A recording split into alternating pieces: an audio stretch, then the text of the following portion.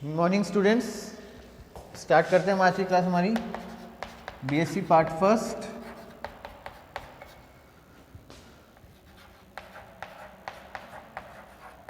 Zoology paper 2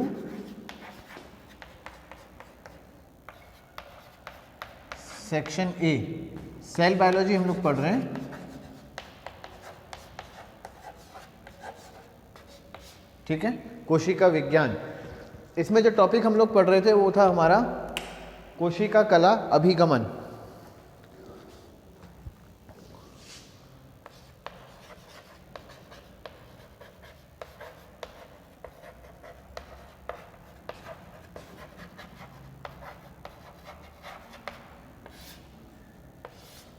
cell membrane transport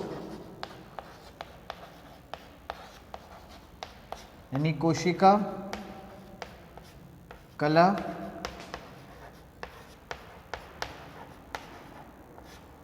अभिगमन।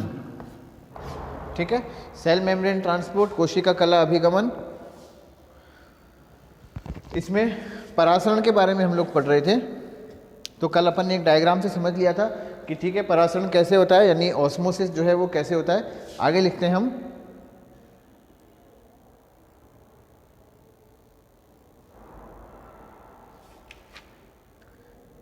परासरण की क्रिया कोशिकाओं में दो प्रकार से होती है, लिख लीजिए। परासरण की क्रिया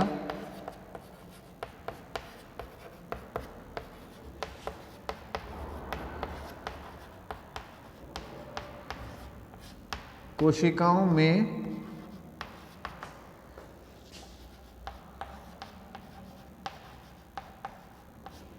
दो प्रकार से होती है। ऑस्मोसिस इन सेल, ये हम लिखेंगे in cell. Osmosis occurs in two types. पहली जो क्रिया है वो कहलाती है अंतः परासरण यानी कि एंडो ऑस्मोसिस। पहली क्रिया कहलाती है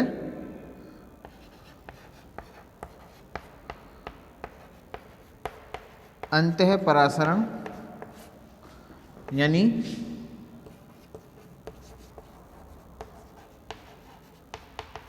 एंडो ऑस्मोसिस। अंतः परासरण यानी एंडो ऑस्मोसिस। ठीक है, अंतः परासरण यानी एंडो ऑस्मोसिस क्या होता है? जब जल के अणुओं का बाहरी माध्यम से कोशिका में प्रवेश होता है तो वो कहलाता है अंतः परासरण। यानी कि ये कोई बीकर है, ठीक है, इसमें हमने प्योर वाटर भर दिया और इसके बाद कोई सेल है, ठीक है ना, इस सेल को हमने इस बीकर में ट्रांसफ़र किया तो जो पानी होगा वो सेल के अंदर, कोशिका के अंदर प्रवेश करेगा। क्योंकि कोशिका के अंदर जितने भी विलायक हैं, जितने भी विलयन कोशिका के अंदर है उसकी सांद्रता ज़्यादा है और बाहर जल में सांद्रता कम है। तो बाहर से जल जो है, पानी जो है, वाटर जो है, बाहर से अंदर सेल के अंदर एंटर कर जाएगा। जल बाहर से कोशिका में प्रवेश कर जाएगा और जो कोशिका होगी वो कैसी हो जाएगी? वो फूल जाएगी। ये प्रक्रिया कहलाती है अंतः परासरण।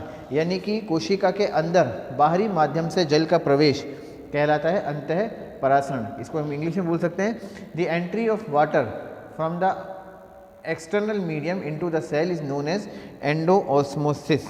ठीक है, इसको लिखते हैं हम। जल के अणुओं का बाहरी माध्यम से जल के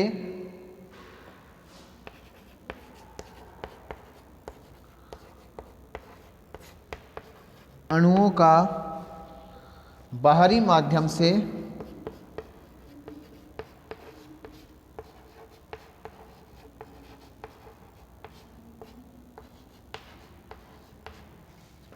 जल के अणुओं का बाहरी माध्यम से कोशिका में प्रवेश करना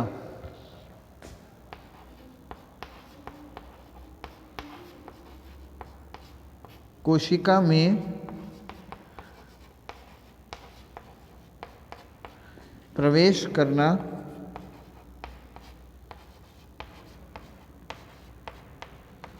अंतः परासरण कहलाता है।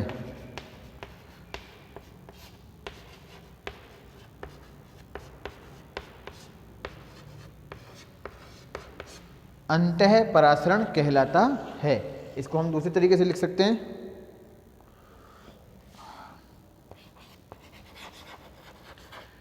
Entry of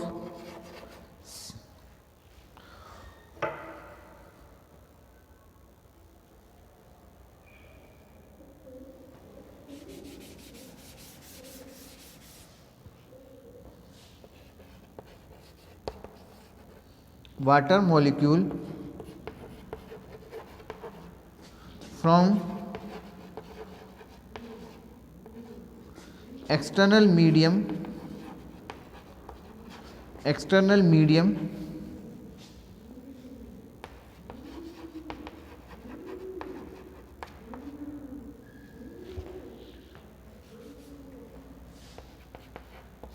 into the cell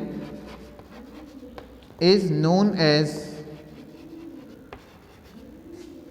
endosmosis. Is known as endosmosis, यानी कि अंतः परासरण कहलाता है।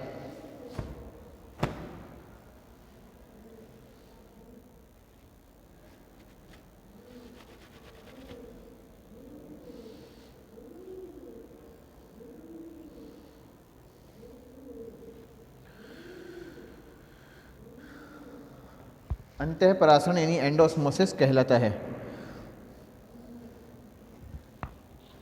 इसमें आगे लिखेंगे हम, इस कारण कोशिका के आमाप में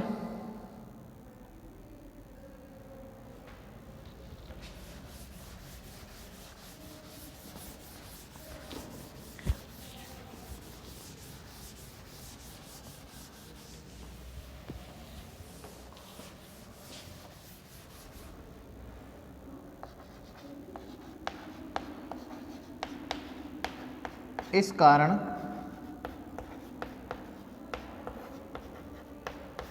कोशिका के आमाप में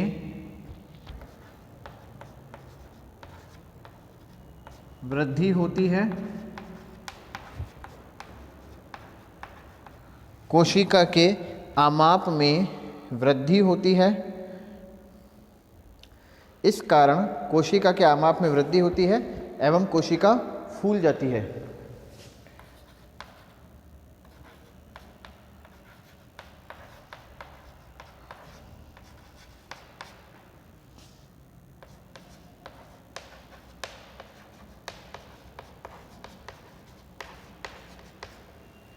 Because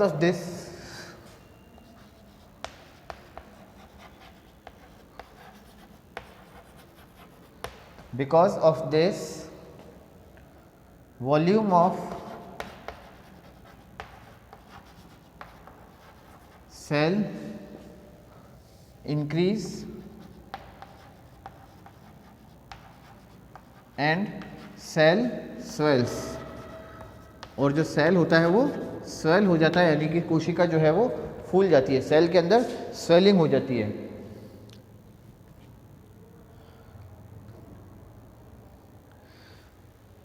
अब होता क्या है, अगर प्लाज्मा कला जो है वो प्रत्यास्थ होती है यानी इलास्टिक होती है, जो सेल मेम्ब्रेन होती है वो कैसी होती है, इलास्टिक होती है, यानी कि प्रत्यास्थ होती है, उसमें इलास्टिसिटी पाई जाती है, प्रत्यास्थता पाई जाती है। तो कुछ समय तक तो ये धीरे धीरे फैलती रहती है, लेकिन एक समय ऐसा आता है जैसे अब हम गुब्बारा है, गुब्बारे के अंदर लगातार जब हम हवा भरते जाएंगे तो गुब्बारे की जो परत होती है वो भी इलास्टिक होती है, तो वो धीरे धीरे गुब्बारा फैलता जाता है। लेकिन ज़रूरत से ज़्यादा उसमें अगर हवा भर देंगे तो गुब्बारा एक समय कैसा आएगा, फट जाएगा। तो ठीक उसी प्रकार एक समय ऐसा आता है जब कोशिका जो होती है वो फट जाती है, सेल जो होती है वो फट जाती है। उस स्थिति को बोलते हैं प्लाज्मोलाइसिस, ठीक है ना, वो स्थिति कहलाती है प्लाज्मोलाइसिस। तो इसमें आगे लिखेंगे हम, कोशिका कला के प्रत्यास्थ होने के बाद कोशिका कला के प्रत्यास्थ होने के कारण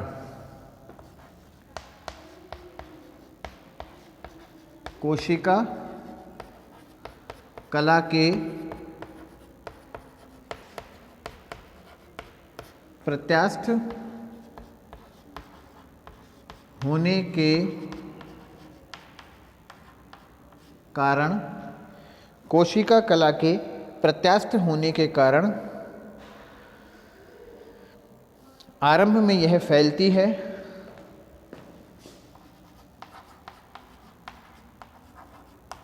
आरंभ में यह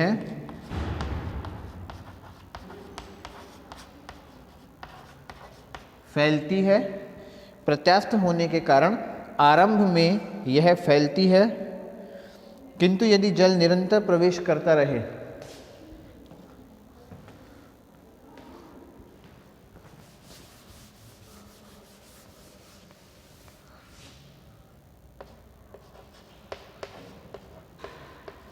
किंतु यदि जल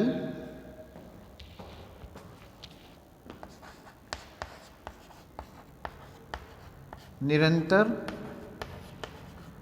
प्रवेश करता रहे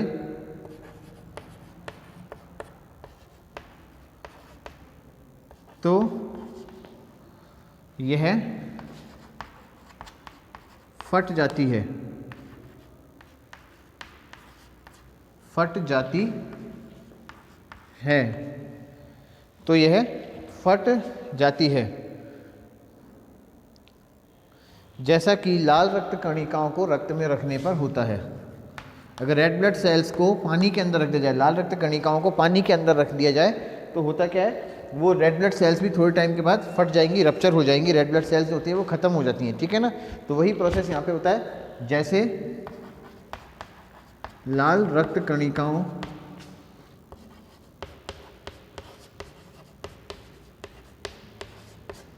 को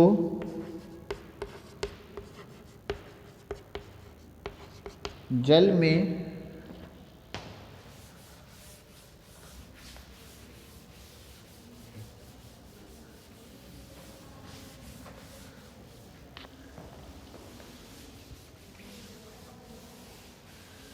लाल रक्त कणिकाओं को जल में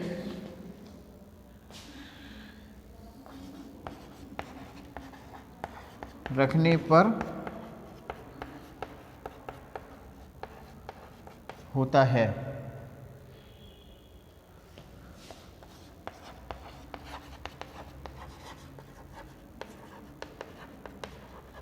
due to elasticity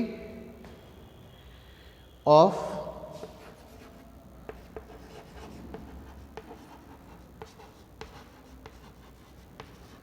cell membrane, due to elasticity of cell membrane,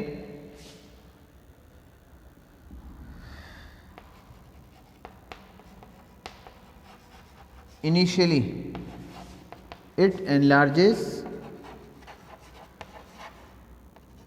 but if water continue to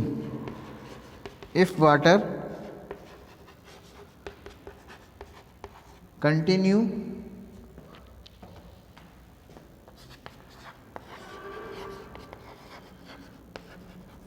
to enters in the cell, then finally it ruptures, finally it ruptures।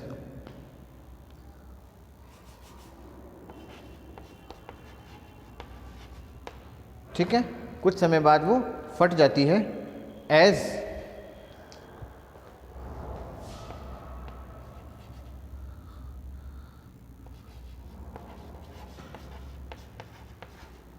Red blood sales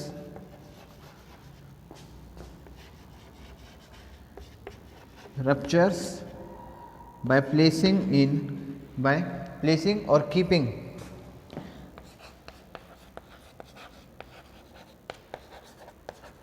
in water, by placing or keeping in water।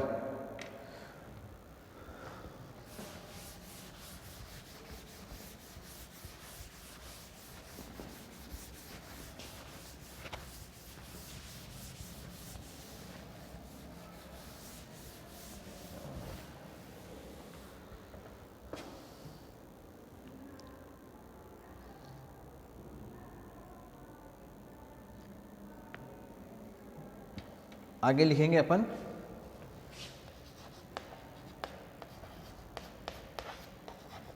यह क्रिया उसी परिस्थिति में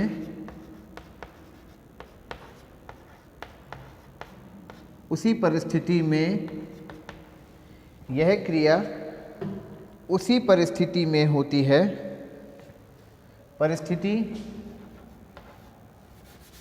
में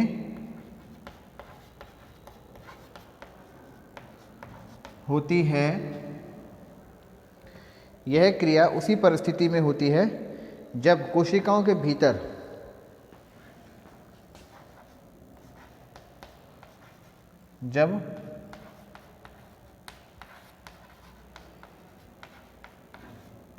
कोशिकाओं के भीतर लवणों की सांद्रता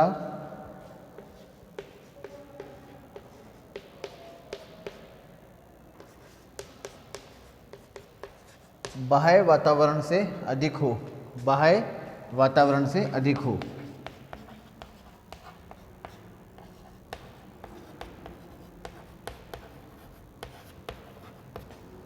अधिक होती है जब लवणों की सांद्रता बाह्य वातावरण से अधिक होती है, यानी कि ये क्रिया केवल उस परिस्थिति में होती है जब बाहर लवणों की सांद्रता कम हो और कोशिका के अंदर लवणों की सांद्रता अधिक हो। ठीक है ना, इसको इंग्लिश में लिख लेते हैं अपन। This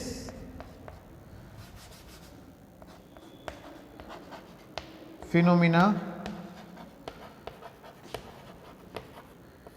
only happens when salt concentration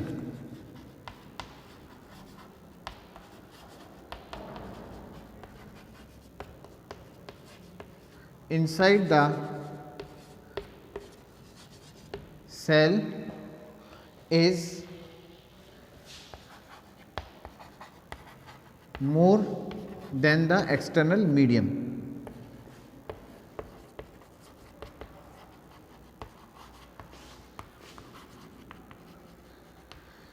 is more than the external medium. यह क्रिया केवल उस समय होती है जब बाह्य वातावरण में लवणों की सांद्रता कम हो, कोशिका के अंदर लवणों की सांद्रता ज़्यादा हो, यानी कि एक्सटर्नल मीडियम के अंदर जो साल्ट है उनकी कंसंट्रेशन कम हो, और अगर सेल के अंदर साल्ट की कंसंट्रेशन ज़्यादा हो तो ही ये रिएक्शन होती है, नहीं तो नहीं होती। इसे हम बोलते हैं एंडोस्मोसिस, यानी अंतः परासरण।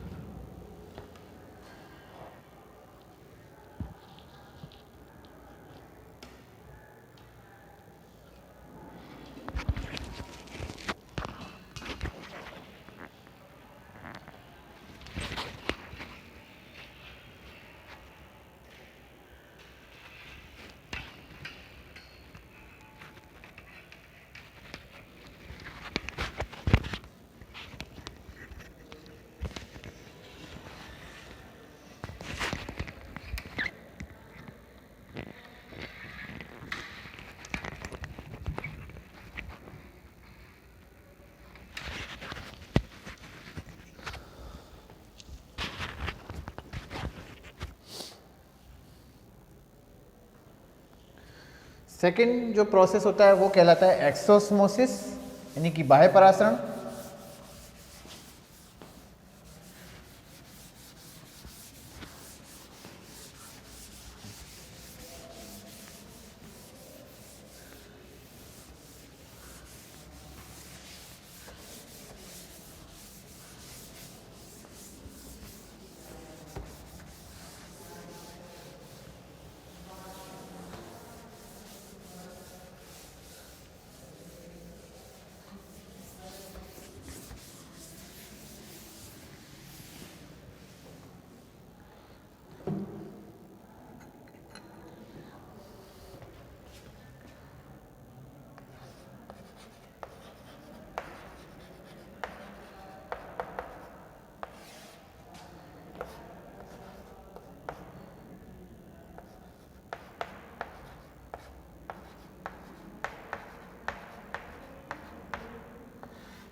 सेकेंड प्रोसेस कहलाता है एक्सोस्मोसिस यानी कि बाह्य परासरण।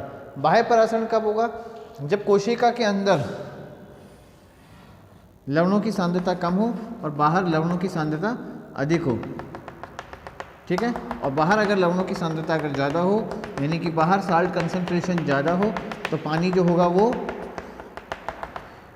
सेल के अंदर से बाहर आना शुरू हो जाएगा और सेल जो हो जाएगी वो बिल्कुल पिचक जाएगी, संकुचित हो जाएगी, ठीक है ना। ये प्रक्रिया कहलाती है एक्सोस्मोसिस यानी कि बाह्य परासरण। इसको अपन लिखेंगे जल के अणुओं का कोशिका में से, कोशिका झिल्ली से होकर बाहर निकलने की क्रिया जल के अणुओं का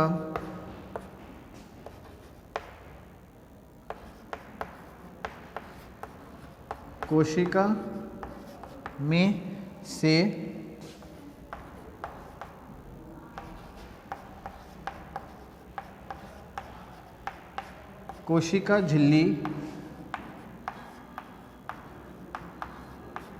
कोशिका झिल्ली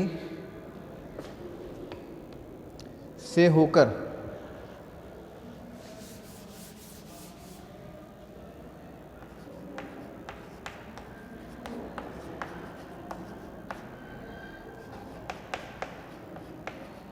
बाहर निकलने की क्रिया, बाहर निकलने की क्रिया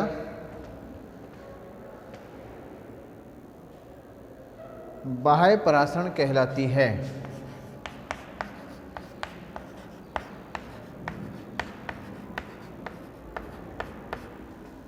बाह्य परासरण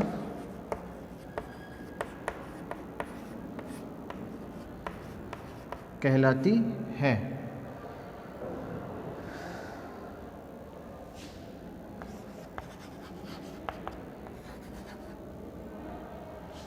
इसको अपन लिखेंगे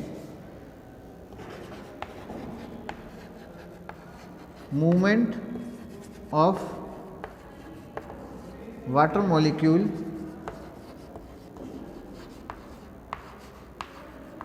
from inside the cell to outside or in external medium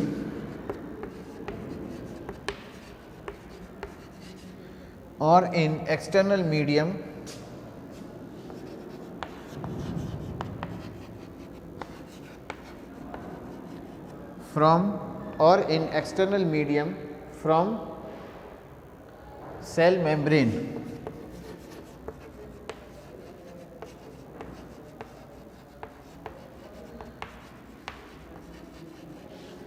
is known as exoosmosis।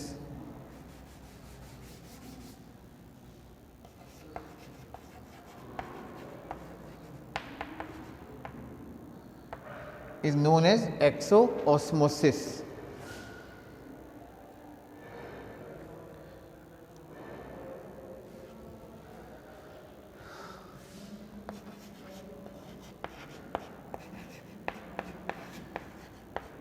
इस क्रिया में या इस क्रिया हेतु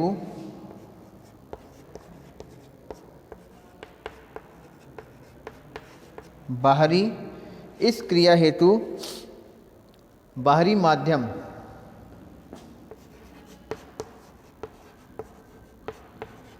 या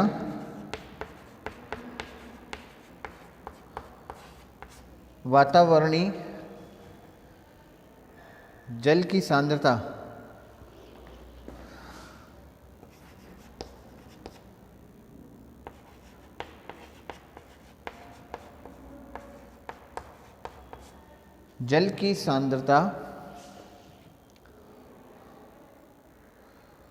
कोशिका में उपस्थित कोशिका द्रव्य से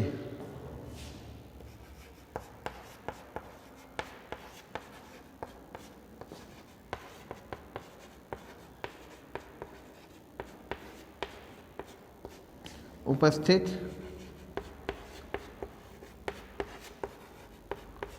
कोशिका द्रव्य से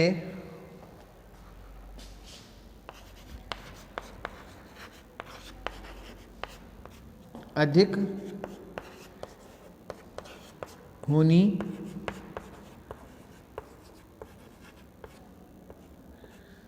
आवश्यक है।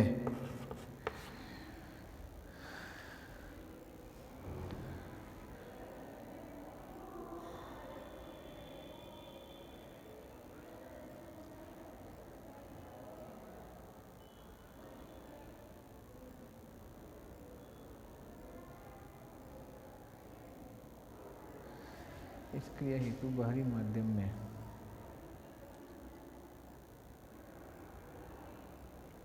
ये गलत लिखा है, इसको अपन दोबारा लिखेंगे। इस क्रिया हेतु बाहरी माध्यम या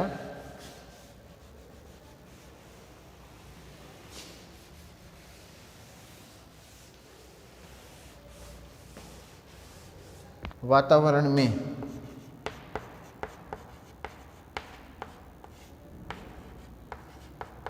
लवणों की सांद्रता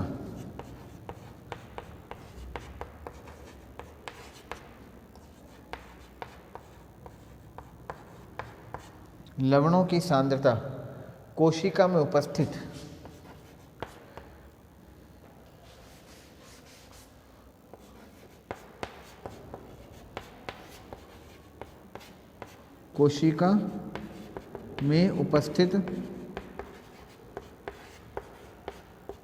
लवणों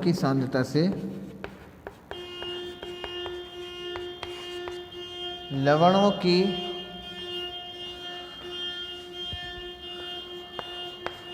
सांद्रता से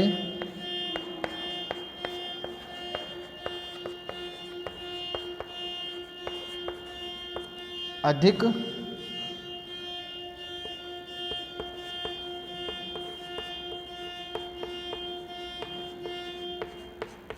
होनी चाहिए।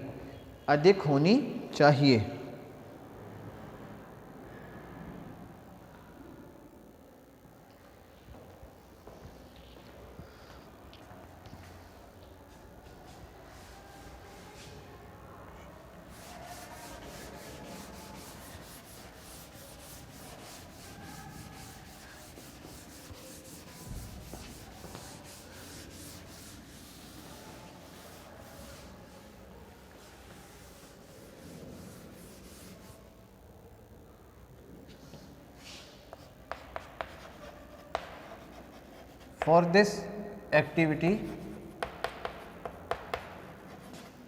salt concentration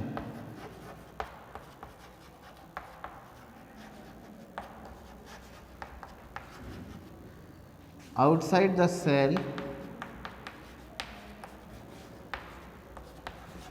or external medium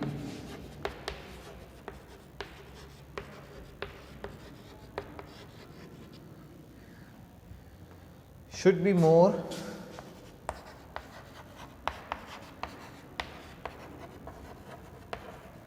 than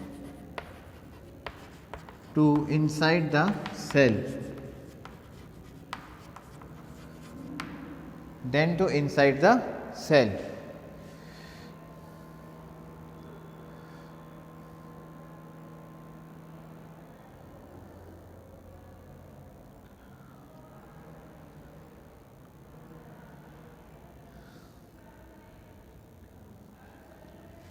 ठीक है। इस क्रिया द्वारा कोशिका द्रव्य सिकुड़ जाता है।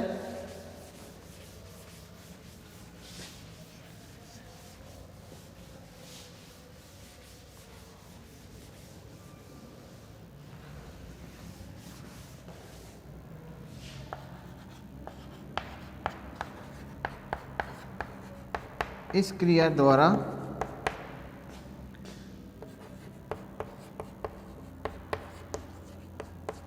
कोशिका द्रव्य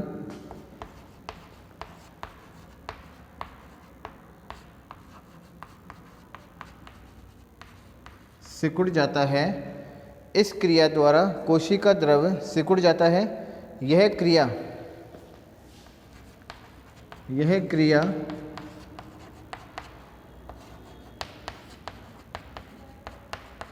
जीव द्रव्य कुंचन यानी प्लाज्मोलाइसिस कहलाती है।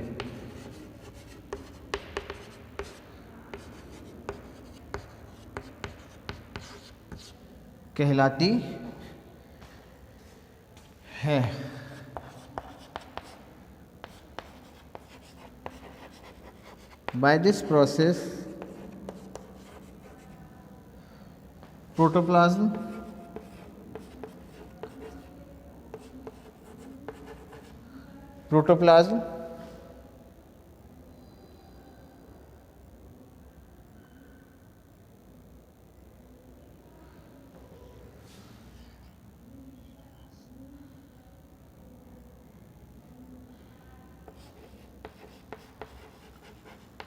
becomes short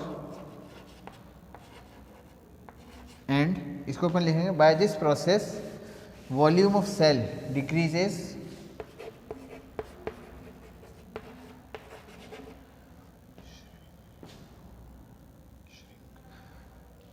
इसको वैसे ही लिख लिए प्रोटोप्लाज्म shrinks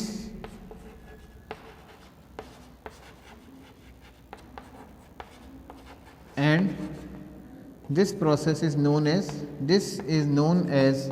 plasmolysis।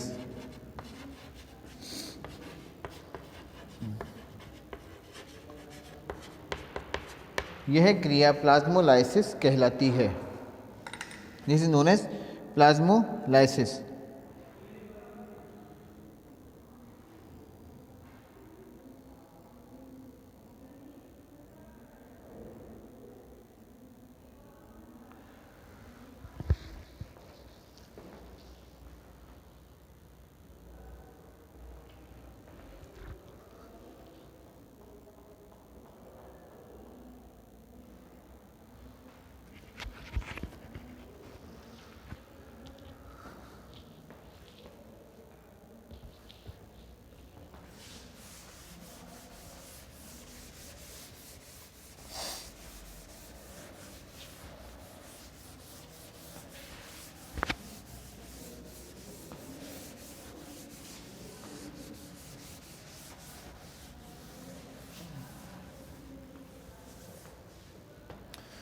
अब एक सेकंड के लिए हम बात करते हैं देखो प्लांट सेल की।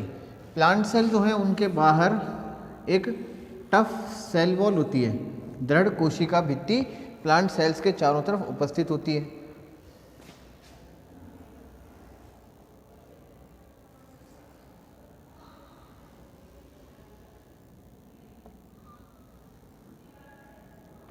ठीक है ना। इसके अंदर सेल मेम्ब्रेन होती है, कोशिका झिल्ली होती है जो इलास्टिक होती है। तो इन प्लांट सेल्स के अंदर अगर एक्सोस्मोसिस यानी बाह्य परासरण होता है तो चूंकि सेल वॉल इनकी टफ होती है यानी कि कोशिका भित्ति जो होती है इनकी दृढ़ होती है, इसलिए कोशिका भित्ति नहीं सिकुड़ती, केवल इनकी सेल मेम्ब्रेन जो है वो ही सिकुड़ती है।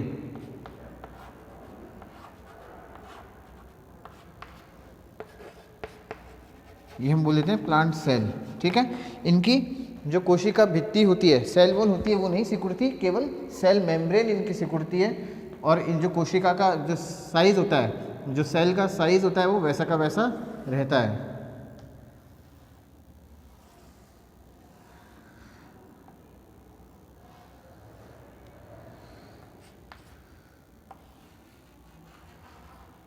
ठीक है ना। इस तरह की स्थिति इनकी हो जाती है। तो ये प्लांट सेल के अंदर होता है। एक्सोस्मोसिस प्लांट सेल के अंदर इस तरीके से होता है। एक तो बात हुई ये। अब दूसरी बात, जो कोशिकाएं हैं वो हमेशा माध्यम के अंदर रहती हैं। अगर माध्यम कोशिका के अंदर और बाहर बराबर सांद्रता का हो, ठीक है ना, अगर कोशिका के अंदर और बाहर का बाहर माध्यम अगर बराबर सांद्रता का हो तो कहलाता है समपरासरी विलयन। समपरासरी विलयन यानी कोशिका के बाहर और अंदर अगर एक सा माध्यम हो तो वो कहलाएगा समपरासरी विलयन। इसको बोलते हैं आइसोटोनिक सॉल्यूशन। ये कहलाता है आइसोटोनिक सॉल्यूशन।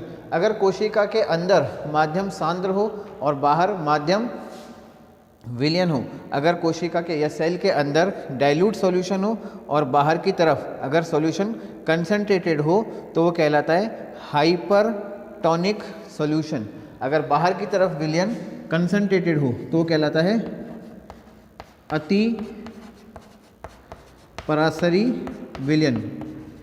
इसको अपन अभी लिखेंगे भी, ठीक है ना। अगर बाहर की तरफ ज़्यादा कंसंट्रेटेड सॉल्यूशन है और सेल के अंदर कम कंसंट्रेटेड सॉल्यूशन है तो बाहर की तरफ का सॉल्यूशन कहलाएगा अति परासरी विलयन, यानी कि हाइपरटोनिक सॉल्यूशन।